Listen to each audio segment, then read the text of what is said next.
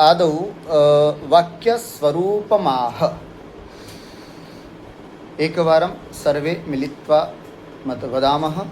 अन्वितैकार्थबोधे तु वाक्यं पदसमुच्चयः। वाक्यस्वरूपमाह इत्युक्ते वाक्यस्य अधुना स्वरूपमाह। किमर्थम् अत्र वाक्यस्य स्वरूपम् अत्र संगतिः का वर्तते? यतोहि इतः पूर्वं वयं काव्यस्य लक्षणं पठितवन्तः। तत्र वाक्यं कुत्र आसीत्? वाक्यम् इति पदं कुत्र? काव्यस्य लक्षणं किम् आसीत्? इष्टार्थव्यवच्छिन्ना पदावली। अत्र वाक्यं कुत्र अस्ति? पदावली, है न? पदावली इति पदेन वयं ज्ञास्यामः यत् अथवा जानीमः। अत्र पदावली इति पदस्य अहम् उक्तवान् पदानाम् आवली इति पदावली, पदानां समूह इति पदावली। पदावली इत्युक्ते वाक्यं, है न? पदावली इति पदेन एव वाक्यं, है न? कदाचित् मनसि प्रश्नः भवति, शिखायाः प्रारम्भः वाक्यस्वरूपात् भवति। किमर्थं वाक्यस्वरूपमत्र वदन्ति आचार्याः? यतोहि पूर्वमुक्तम् इष्टार्थविवच्छिन्ना पदावली। तर्हि पदावली किं भवति इति अस्माभिर्ध्यातव्यं। जब तक वाक्य को नहीं समझेंगे, पदावली को नहीं समझेंगे, तो हमें काव्य का लक्षण भी स्पष्ट नहीं होगा। अतएव अत्र वाक्यस्वरूपं पदावली स्वरूपम् अत्र उच्यते। अत्र किं स्वरूपम् अस्ति पश्यन्तु। अन्वितेकार्थ बोधे तु वाक्यं पदसमुच्चयः। मूलम् अत्र किम् अस्ति? पदसमुच्चयः वाक्यं, है न? पदसमुच्चयः वाक्यं। समुच्चय नाम समूह, पदानां समुच्चयः इति पदसमुच्चयः, है ना? पदों के समुच्चय को, पदों के समूह को क्या कहते हैं? वाक्यम, वाक्य कहते हैं। अत्र टीकायामपि लिखितम् अस्ति, भवन्तः पश्यन्तु एकवारं। वाक्यार्थ ज्ञाने पदार्थ ज्ञानं कारणम् इति न्यायेन काव्यस्वरूप प्रतिपादक वाक्यार्थ ज्ञानाय तत् घटकार्थ पदावल्योः स्वरूपं परिचाययितुं द्वितीयां शिखाम् आरभते। पश्यतु किं लिखितम् अत्र।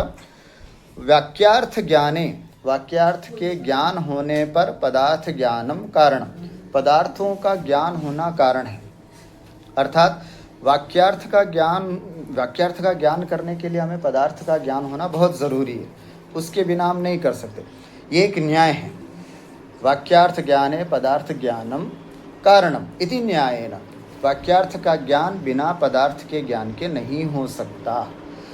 इस न्याय से काव्य स्वरूप प्रतिपादक वाक्यार्थ ज्ञानाय, काव्य स्वरूप का प्रतिपादक जो वाक्यार्थ है उसका ज्ञान करने के लिए तत् घटकार्थ, उस वाक्य के स्वरूप में एक घटक है पदावली। उस पदावल्योः स्वरूपम परिचाययितुं, उसके स्वरूप को बताने के लिए, परिचय कराने के लिए द्वितीयां शिखाम आरभते, द्वितीय शिखा का प्रारंभ यहाँ पर करते। तत्र पदावली नाम वाक्यम इति पूर्वम व्याख्यातम। हमने इस बात को पहले ही बता दिया कि पदावली का अर्थ वाक्य है, इति पूर्वम व्याख्यातम। अर्थवाक्ययोश्च वाक्यस्य श्रुतिगोचरत्वेन प्रथमोपस्थितत्वात् पूर्वं तदेव लक्षयति। शिष्य ने प्रश्न किया, तत्र काव्यलक्षणे अर्थः इति पदमपि आसीत्, वाक्यम् इत्यपि आसीत्, तर्हि अनयोः मध्ये वाक्यस्यैव लक्षणं किमर्थं पूर्वम् उच्यते, है न? अर्थस्यापि लक्षणम् अत्र अस्माभिर्ध्यातव्यम् अथवा ज्ञातव्यं। किमर्थम्? अर्थवाक्ययोः वाक्यस्यैव लक्षणं पूर्वम् उपस्थाप्यते। तर्हि तस्य कारणं लिखितमस्ति। अर्थवाक्ययोश्च, अर्थ और वाक्य में वाक्यस्य श्रुतिगोचरत्वेन प्रथमोपस्थितत्वात्, वाक्य जो है वो श्रुतिगोचर है, कान का विषय है, है ना। वाक्य जो है वो हमको सुनाई देता है, अर्थ नहीं, वाक्य सुनाई देता है, शब्द सुनाई देते हैं। तो श्रुति गोचरत्वेन और प्रथमोपस्थितत्वात्, और प्रथम उपस्थापन होने से पूर्वम तदेव लक्षयति, इसलिए सर्वप्रथमम उसी का लक्षण यहाँ पर करते हैं। अस्तु तर्हि सर्वप्रथमं वाक्यस्य लक्षणे एकं पदम् अस्ति अन्वितैकार्थबोधे। ध्यानेन पश्यन्तु, अन्वितैकार्थबोधे इति। अस्य व्युत्पत्तिं वयं पश्यामः। किम्? अन्वितस्य एकार्थस्य बोधः इति अन्वितैकार्थबोधः, तस्मिन् अन्वितैकार्थबोधे इति। अन्वितस्य इति पदस्य को अर्थ अन्वय विशिष्टस्य। अन्वित का मतलब है जिसमें अन्वय हो चुका है ना, जिसमें अन्वय हो चुका है, अन्वय विशिष्टस्य। पुनः एकार्थस्य, एकस्य अर्थस्य, एकस्य नाम अखंडस्य अथवा समुदितस्य, ये भी बोल सकते हो, समुदितस्य। अर्थस्य, एक अखंड समुदित अर्थ का बोधे, बोध जनने, बोध करने में, ज्ञान करने में समर्थ, जो समर्थ है।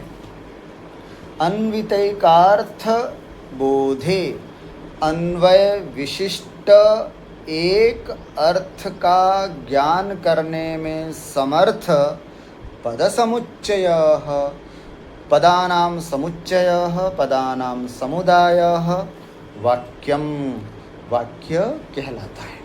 इस तरह से यहाँ पर वाक्य का लक्षण जानना चाहिए। अत्र टीकायामपि उदाहरणमपि दत्तमस्ति, यथा रामो ग्रामं गच्छति इति वाक्यमस्ति। अत्र भवन्तः जानन्ति रामः इति कर्तृपदं, ग्रामम् इति कर्मपदं, गच्छति इति क्रियापदं, है ना।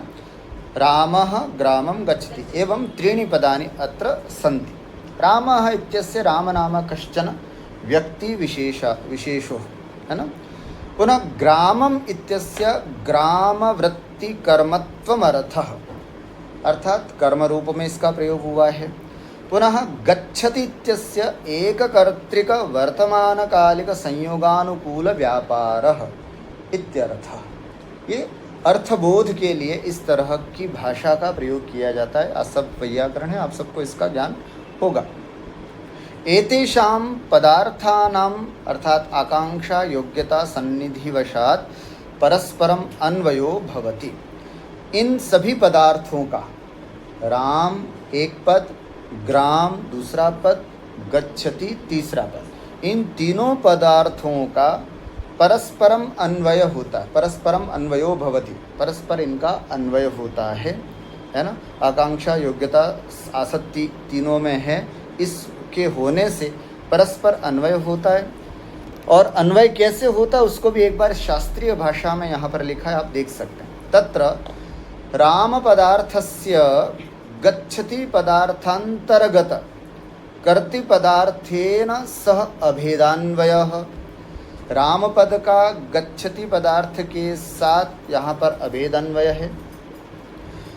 ग्राम वृत्ति कर्मत्व रूपस्य ग्राममिति पदार्थस्य च गच्छति पदार्थांतर्गत व्यापारेण सह निरूपकत्व संबंधेन अन्वयः। निरूपकत्व संबंधेन यहाँ पर अन्वय है। तथा च रामाभिन्नैक कर्तृक वर्तमानकालिक ग्रामवृत्ति कर्मकत्व निरूपक संयोगानुकूल व्यापार इत्येको वाक्यार्थः फलति। ये है ना, वाक्यार्थ इस तरह से स्पष्ट होता है। कुल मिलाकर के रामः ग्रामं गच्छति, अस्मिन् वाक्ये रामकर्ता का गच्छति क्रिया के साथ अन्वय है, और ग्रामम इसका कर्म होने से, ये कर्म अभिप्सित है ना। कर्म किसे करते हैं? कर्तुः ईप्सिततमं कर्म। कर्ता का जो ईप्सित कार्य होता है उसे ही हम क्या कहते हैं? कर्म। तो यहाँ पर कर्ता कौन है? राम। ईप्सित क्या है? ग्राम।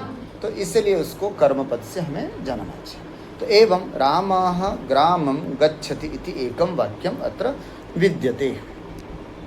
अस्तु, इदानीं प्रत्येकपदस्य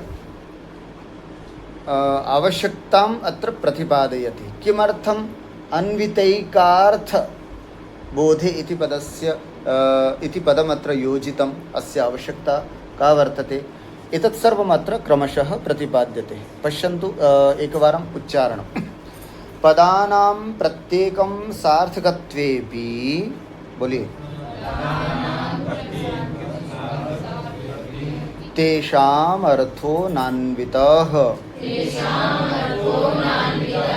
पदानां प्रत्येकं सार्थकत्वेपि तेषाम् अर्थो नान्वितः।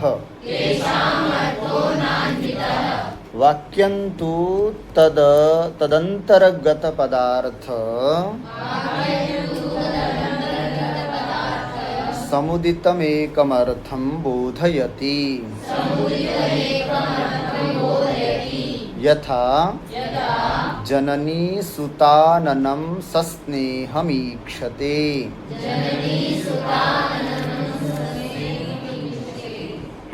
पश्यतु, अत्र किं सर्वप्रथमं वाक्यस्य लक्षणम् अनन्वितैकार्थबोधे तु वाक्यं पदसमुच्चयः, अर्थात ऐसा पद समूह जो अन्वित होकर के एक अर्थ को बोधित करने वाला हो, उसे हम वाक्य कहते हैं। तो पदानां प्रत्येकं सार्थकत्वेपि होता क्या है, प्रत्येक पद अपने आप में सार्थक होने के बाद भी तेषाम अर्थो नान्वितः, जरूरी नहीं कि उनका अर्थ परस्पर अन्वित हो। शिष्य कहता है कि गुरुजी आप ऐसा ही बोल सकते, अर्थ प्रतिपादकः पद समुच्चयः वाक्यम, अर्थ को प्रतिपादित करने वाले पदों के समूह को वाक्य कहते हैं। अन्वित पद को देने का क्या मतलब, अन्वय होना जरूरी है, इसका मतलब क्या, क्या बिना अन्वय के काम नहीं हो सकता था, ये प्रश्न है यहाँ पर। समझ में आ गया है ना। अन्वित पदस्य का आवश्यकता इति अत्र सूचयते। तो यहाँ पर ये कह रहे हैं पदानां प्रत्येकम सार्थकत्वेपि, पदों का प्रत्येक पदों के सार्थक होने के बाद भी तेषाम अर्थो नान्वितः, उनका अर्थ अन्वित नहीं है। जैसे गोः, पुरुषः, हस्ती, कितने पद हो गए यहाँ पर, 3। गो एक अपने आप में पद है, पुरुषः अपने आप में पद है, हस्ती अपने आप में पद है, पर ये इन तीनों को मिलाने पर वाक्य बना क्या, नहीं, वाक्य नहीं है। क्यों, यहाँ पदानाम प्रत्येकम, यहाँ हर पद जो है वो सार्थक भी है, गौ शब्द का अर्थ भी है, पुरुष शब्द का अर्थ भी है, हस्ती पद का भी अर्थ है, परंतु ये सब सार्थक तो हैं लेकिन अन्वित नहीं है। अन्वित ना होने के कारण इनको हम वाक्य नहीं कह सकते। पदों का समूह भी है, अर्थ का बोध भी करा रहे हैं, लेकिन ये वाक्य की श्रेणी में नहीं आते। क्यों नहीं आते, क्योंकि इनमें परस्पर अन्वय नहीं है। अतएव अत्र अन्वितैकार्थ बोधे, अर्थात अन्वित एक अर्थ को बोध कराने में जो समर्थ है ना, अन्वित एक अर्थ का बोध ज्ञान कराने में जो समर्थ है, ऐसे ही पद समुच्चय को हम वाक्य कहते हैं। ये यहाँ पर कहा। उसके बाद आगे कह रहे हैं वाक्यम तु तदंतर्गत पदार्थ समुदितम एकम अर्थम बोधयति। अरे भाई, वाक्य तो वो होता है जो तदंतर्गत उस वाक्य में आए हुए पदार्थ समुदितम, वे सभी पद के अर्थ आपस में मिल करके एकम अर्थम बोधयति, एक विशिष्ट अर्थ का बोध कराए, तो वो वाक्य कहलाता है। ऐसे पदार्थ जो आपस में अन्वय ही नहीं हो पा रहे हैं, उसको हम कभी भी वाक्य की श्रेणी में नहीं रख सकते। अतएव अत्र वाक्यस्य स्वरूपे अन्वितैकार्थ इति अन्वित पदस्य प्रयोगः अत्र अस्ति। उदाहरणम् अत्र दत्तमस्ति, यथा जननी सुताननं सस्नेहम् ईक्षते। जननी है ना, माँ सुत सुतस्य आननम सुताननम, पुत्र के आनन को, मुख को सस्नेहम ईक्षते, स्नेहपूर्वक देखती है ना। तो यहाँ पर आप बता सकते हैं मुझे, अत्र कर्तृपदम किम अस्ति? जननी। अत्र कर्तृपदम किम अस्ति? जननी। क्रियापदम किम अस्ति? ईक्षते, है ना। क्रियापदम किम अस्ति? ईक्षते। किम ईक्षते? किम ईक्षते? कर्मपदम किम अस्ति? आननम। किम ईक्षते? आननम। आननम ईक्षते। पुनः आननम किम अस्ति? कर्मपदम। क्रिया विशेषणम अत्र किम अस्ति? कथम ईक्षते? सस्नेहम इति क्रिया विशेषणम, है ना। सस्नेहम किम अस्ति? क्रिया विशेषणम। क्रिया विशेषणम। कस्य आननम ईक्षते? सुतस्य इति सुताननम, है ना। तो जननी कर्तृपदम, आननम इति कर्मपदम, ईक्षते इति क्रियापदम, सस्नेहम इति क्रिया विशेषणम अस्ति। एवं एते सर्वेपि पदार्थाः मिलित्वा, है ना, एतेषां पदानां समूहेन यः अर्थः अस्माभिरत्र प्राप्यते तदेव वाक्यमिति उच्यते। इसी को ही हम वाक्य ऐसा कहते हैं। स्पष्ट हो गया वाक्य के स्वरूप को? अन्वितैकार्थबोधे, है ना, बोलिए एक बार। अन्वितैकार्थबोधे वाक्यम पद समुच्चयः। अन्वितैकार्थबोधे तो वाक्य पद समुच्चयः। स्पष्टम? याद रहेगा ये वाक्य का लक्षण, है ना। अन्वित होना, अन्वित हो करके एक अर्थ का बोध कराने में समर्थ हो, याद रखना।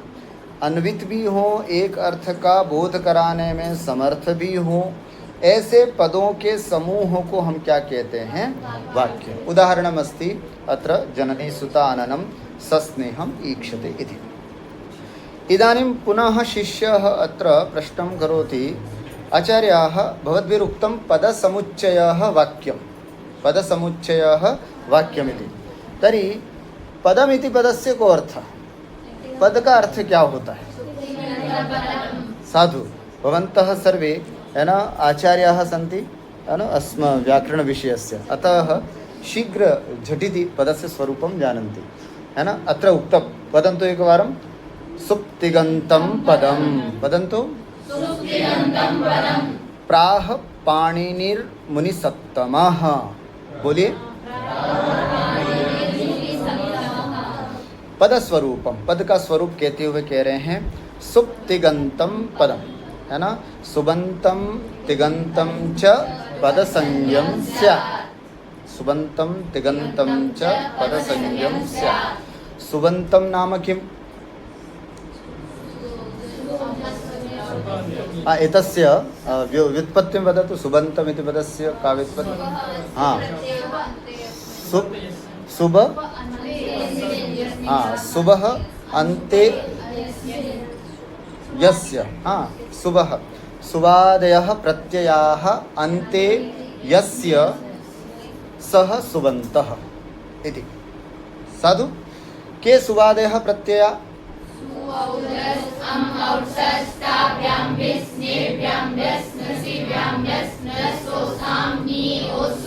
साधु, है ना। एते प्रत्ययाः येषाम् अन्ते ते सुबन्ताः, यथा रामः, देवः, है ना, बालकस्य, एते सर्वे सुबन्ताः। तिगन्ताः, तिङ् प्रत्ययाः अन्ते यस्य सः तिगन्तः अथवा ते तिगन्ताः। केच तिङ् प्रत्ययाः के सन्ति? तिप्तज्झि, सिप्तस्थ, निप्तस्मस्त, आतञ्ज, आसतङ्गम्, इड्वै महि। तीतः प्रारभ्य इड्वहि महिङ्ग पर्यन्तं तिङ्, है ना। तिङ् प्रत्ययाः कति सन्ति? 18। सुप्रत्ययाः कति सन्ति? 21। एवं सुवादयः 21 प्रत्ययाः अन्ते यस्य ते सुबन्ताः। तिङ्गा, हाँ, तिवादयः, तिवादय, है ना, तिवादयः 18 प्रत्ययाः अन्ते यस्य येषां ते तिगन्तः, तिगन्तः। एवं, है ना, तिगन्तः इत्युक्ते क्रियापदानि। पुनः सुबन्तः इति शब्दरूपाणि क्रियापदानि च इति वयं वक्तुं शक्नुमः। प्राह प्राह इत्युक्ते प्रकृष्टेन आह इति प्राह। आह इति पदं कुत्र वर्तते? कस्य लकारस्य अस्ति? अत्र धातु कः? भ्रू धातु। पुनः कस्मिन् लकारे अस्ति? आह। आह आहतु आहु इति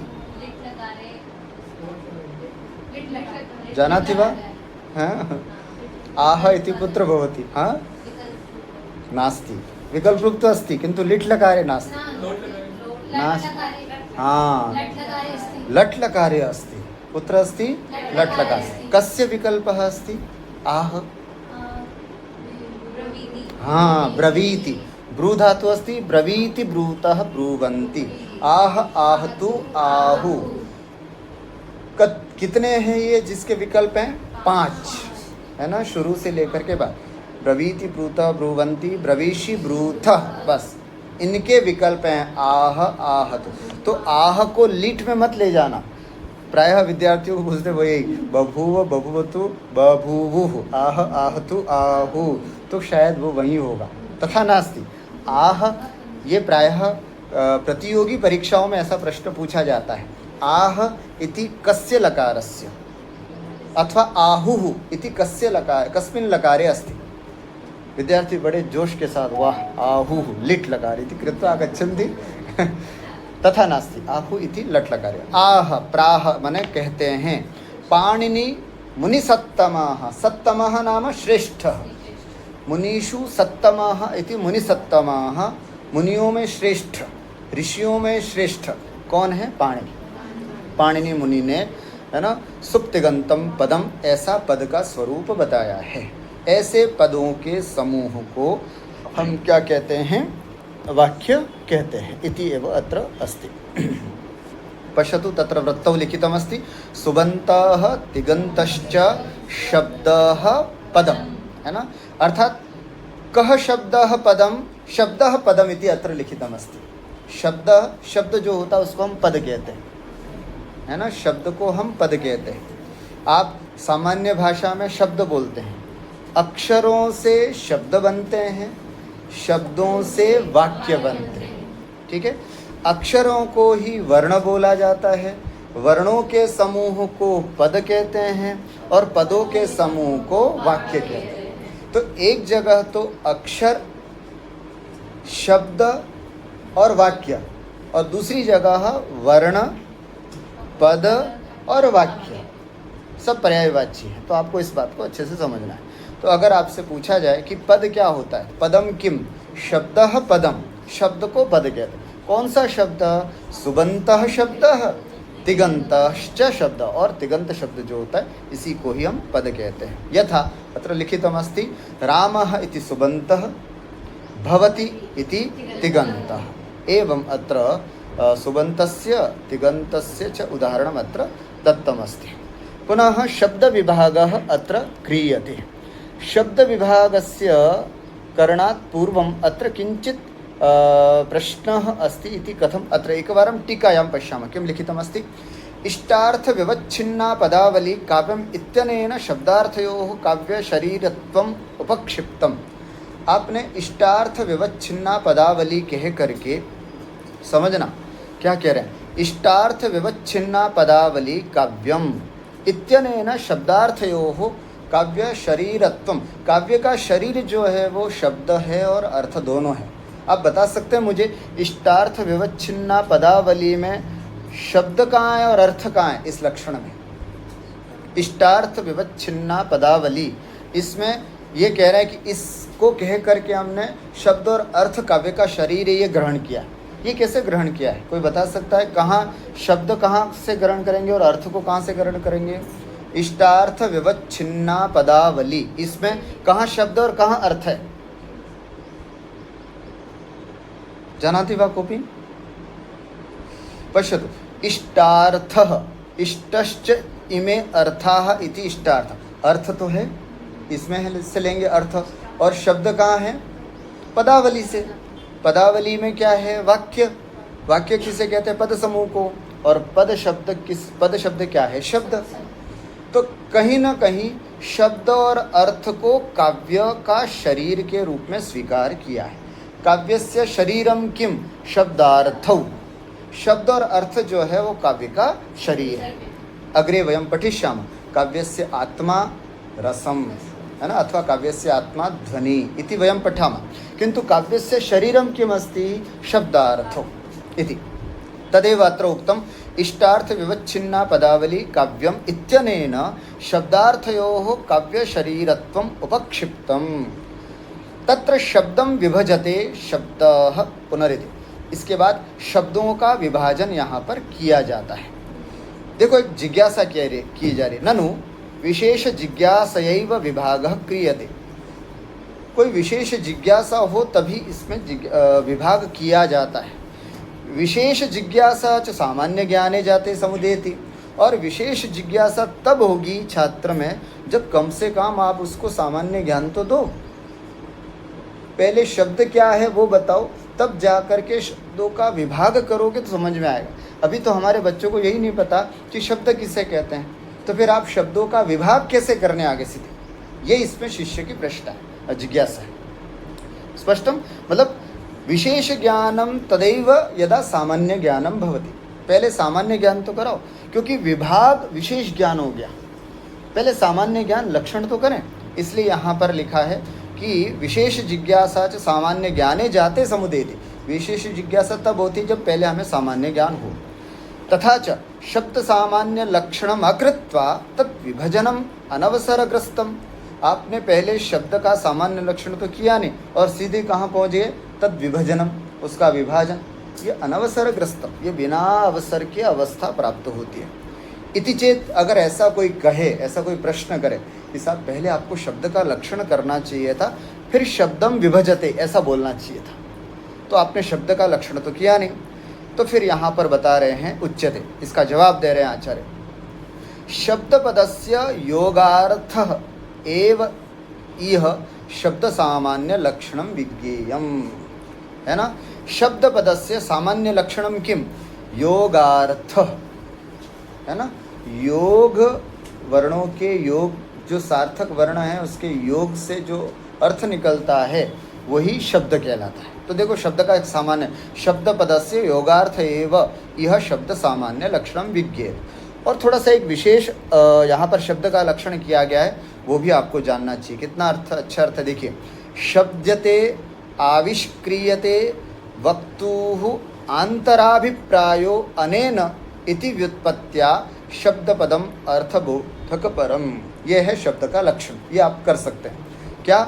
शब्दते आविष्क्रियते, क्या आविष्कृत किया जाता है? वक्तुः आंतराभिप्रायः, वक्ता के आंतरिक अभिप्राय को जिसके द्वारा आविष्कृत किया जाता है, वक्ता के अंदर जो अभिप्राय है उसको कैसे प्रकट करता है? शब्दों से ही तो करता है। कोई भी अपने अभिप्राय को शब्दों से प्रकट करता है। तो गुरुजी शब्द किसे कहते हैं? तो उसका लक्षण कहा गया है वक्तुर अंतराभिप्रायः अनेन आविष्क्रियते इति शब्द, उसे ही हम क्या कहते हैं? शब्द। इस तरह से ये शब्द का सामान्य लक्षण आपको किया गया है। और शब्द पद इस तरह से शब्द का लक्षण करने के बाद यहाँ पर अब शब्द का विभाग जो है वो हम सीधा शब्दः पुनस्त्रिविधः, बोलिए शब्दः पुनस्त्रिविधः यथाह मम्मट भट्टः। हम पूर्वमेव उक्तवान् संकलित ग्रंथोऽयं स्वकीय कांतिचंद्र भट्टाचार्यस्य अत्र न किमपि अस्ति। यथाह मम्मट भट्टः, अर्थात मम्मट भट्ट ने यहाँ पर जैसे कहा है, क्या एक लक्षण यहाँ पर स्याद्वाचको लाक्षणिकः शब्दोत्र व्यंजकस्त्रिधा। एक बार उच्चारण करेंगे इसका। स्याद्वाचको लाक्षणिकः शब्दोत्र व्यंजकस्त्रिधा, बोलिए।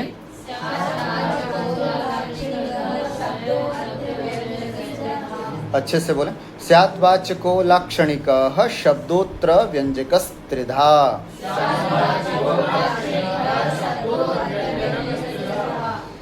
अर्थात अत्र शब्दः त्रिधा स्यात्। अत्र इत्युक्ते साहित्यशास्त्रे शब्द जो है वो त्रिधा स्यात्, तीन प्रकार से होता है। शब्द तीन प्रकार के होते हैं, वाचकः, लाक्षणिकः, व्यंजकश्च और व्यंजक। शब्द के तीन भेद हैं, वाचक, लाक्षणिक और व्यंजक। पुनः अर्थ विभागः। अर्थ विभाग इत्युक्ते अब अर्थों का भी विभाग कर रहे हैं।